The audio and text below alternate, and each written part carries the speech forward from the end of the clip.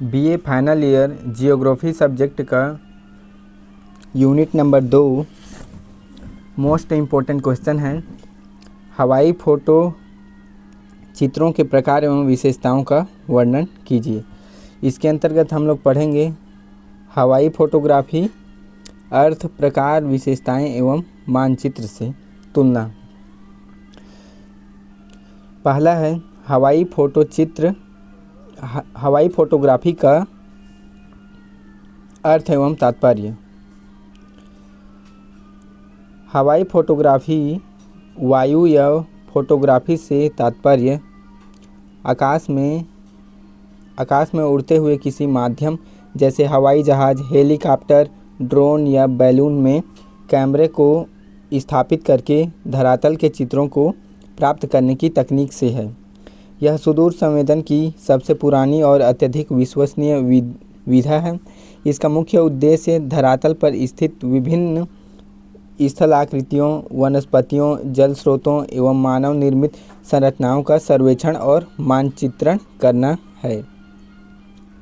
दूसरा है कैमरे के झुकाव के आधार पर हवाई छायाचित्रों के प्रकार।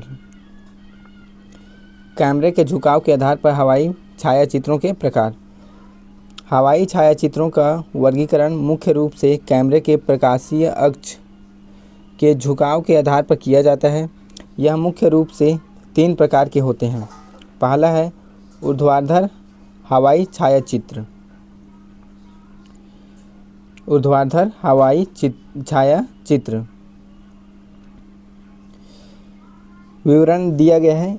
इसमें कैमरे का मुख्य अक्ष धरातल पर बिल्कुल सीधा या लंबवत 90 अंश का कोण पर होता है। झुकाव में अधिकतम विचलन 1 अंश से 3 अंश तक ही स्वीकार्य होता है। उपयोग: यह मानचित्र बनाने और दूरियों को सटीक मापने के लिए सबसे उपयुक्त माना जाता है। दूसरा है अल्पतिर्यक हवाई छायाचित्र। इसका विवरण है, इसमें कैमरे का अक्ष जानबूझकर ऊर्ध्वाधर से थोड़ा झुकाया जाता है, लगभग 15 अंश से 30 अंश। इसमें धरातल का काफ़ी बड़ा क्षेत्र दिखाई देता है, परंतु क्षितिज आकाश नहीं दिखाई देता है। उपयोग: इसका उपयोग भू आकृतियों को पहचानने और सैन्य ठिकानों लेने में किया जाता है। तीसरा है अतितिर्यक हवाई छायाचित्र। विवरण है, इसमें कैमरे का अक्ष बहुत अधिक झुका होता है, लगभग 30 अंश से 60 अंश तक।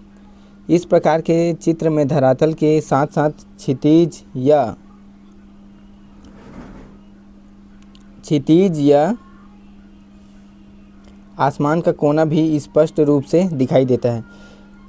इसका उपयोग है, यह आम जनता को स्थलाकृति समझाने और बड़े पैमाने पर भौगोलिक परिदृश्य को एक साथ देखने के लिए उपयोग होता है। अगला है रेखाचित्र बताया गया है। कैमरे के झुकाव के आधार पर वर्गीकरण का रेखाचित्र है। ऊर्ध्वाधर रेखाचित्र है 90 अंश का। ऊर्ध्वाधर, अल्पतिर्यक और अतितिर्यक, इसको विस्तार से समझते हैं।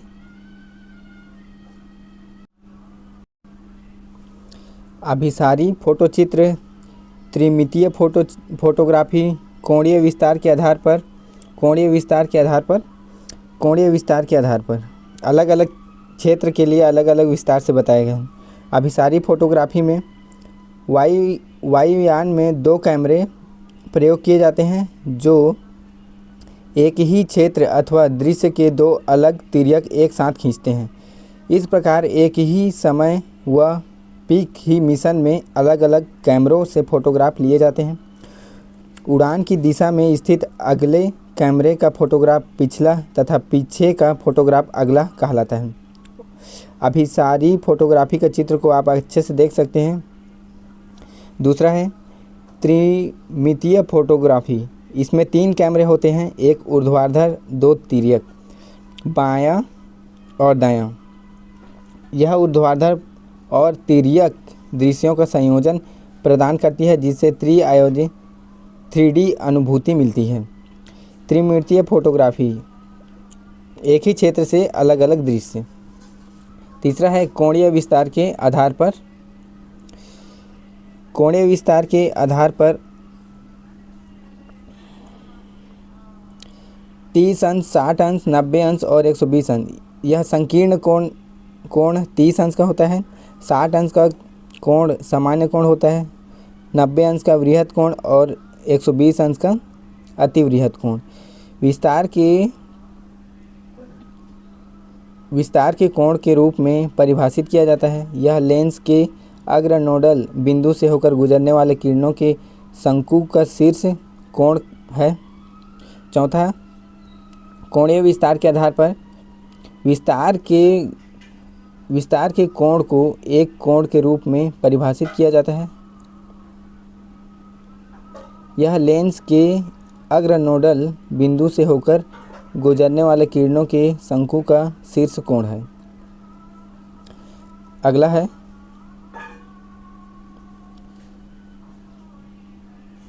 है पांचवा, अल्पकोणीय तिर्यक।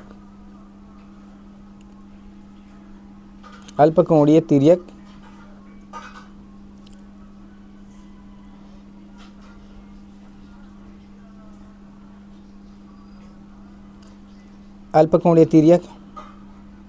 इसमें कैमरे का झुकाव क्षितिज से कम लगभग 30 अंश तक होता है।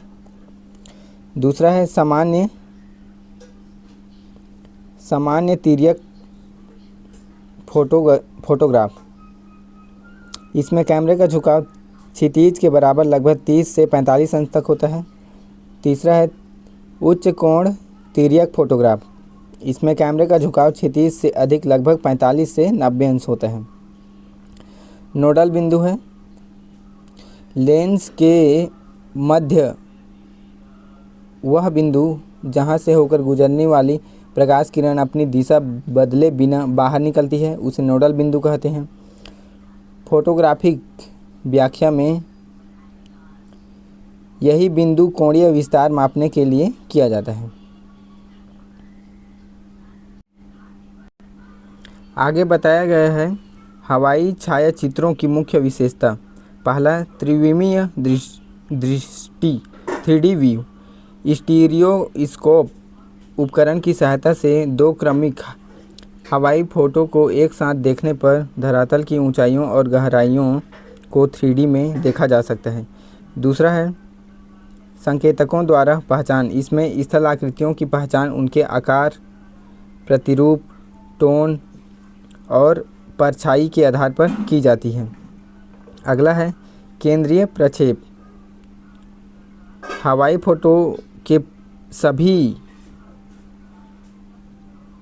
सभी प्रकाश बिंदु कैमरे के लेंस एक केंद्र से होकर गुजरते हैं जिससे चित्र के किनारों पर विस्थापन होने लगता है। अगला है हवाई छायाचित्रों एवं मानचित्र में मुख्य अंतर बताए गए हैं। आधार और लक्षण है हवाई छायाचित्र। आधार, लक्षण हवाई छायाचित्र मानचित्र। पहला है प्रक्षेप, यह केंद्रीय प्रक्षेप पर आधारित होता है। दूसरा है मानचित्र, यह लंबकोणीय प्रक्षेप पर आधारित होता है। अगला है मापनी। पूरे फोटो पर मापनी एक समान नहीं होती, केंद्र से दूर जाने पर मापनी बदलती है। पूरे मानचित्र पर मापनी पूर्णतः एक समान और निश्चित होती है मानचित्र में। अगला है ऋण चिन्ह। ऋण चिन्ह, इसमें किसी ऋण चिन्ह का प्रयोग नहीं होता, धरातल जैसा है वैसा ही दिखता है। इसमें स्थल आकृतियों को दिखाने के लिए स्वीकृत ऋण चिन्हों का प्रयोग होता है। क्षितिज विस्थापन, ऊंचाई वाले स्थानों जैसे पहाड़ों का अपनी वास्तविक स्थिति से विस्थापन होता है। चित्र है मानचित्र, पहाड़ों या ऊंचे स्थानों का कोई क्षैतिज विस्थापन नहीं होता है।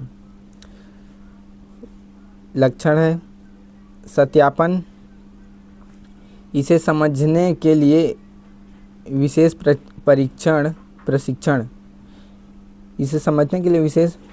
प्रशिक्षण की आवश्यकता होती है। इसे साधारण संकेतों और इंडेक्स को देखकर आसानी से समझा जा सकता है।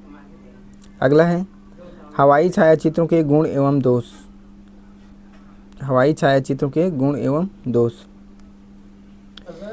गुण: पहुंच से दूर क्षेत्रों का सर्वेक्षण, घने जंगलों, दुर्गम पहाड़ों और दलदली इलाकों का मानचित्रण इसके माध्यम से बेहद सुगम हो जाता है। अद्यतन जानकारी: धरातल पर हो रहे तत्कालिक बदलावों जैसे बाढ़, शहरी फैलाव और नवीनतम स्थिति तुरंत प्राप्त की जा सकती है। अगला है समय की बचत। पारंपरिक भू सर्वेक्षण विधियों जैसे चेन या प्लेन टेबल सर्वे की तुलना में इसमें समय बहुत कम लगता है। इसका दोष बताया गया है मापने की अनिश्चितता।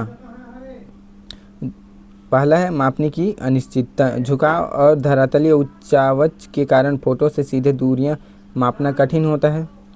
दूसरा, मापन पर निर्भरता, अत्यधिक बादलों, कोहरे, धूल या भारी वर्षा के समय हवाई फोटोग्राफी संभव नहीं हो पाती। अत्यधिक खर्चीली प्रणाली, इसमें विमानों, उच्च क्षमता के कैमरों और कुशल तकनीकी विशेषज्ञों की आवश्यकता होती है, जिससे यह महंगी साबित होती है। निष्कर्ष बताया गया है उपरोक्त विश्लेषण से स्पष्ट होता है कि फोटोग्राफी आधुनिक भौगोलिक अध्ययनों और योजना निर्माण के लिए एक रीढ़ की हड्डी के समान है। यद्यपि इसमें मापने की कुछ त्रुटियां और केंद्रीय प्रक्षेप के दोष होते हैं, किंतु आधुनिक कंप्यूटर सॉफ्टवेयरों जैसे GIS और डिजिटल फोटोग्रामेट्री की मदद से इन कमियों को दूर करके अत्यंत सटीक मानचित्र तैयार किए जा रहे हैं।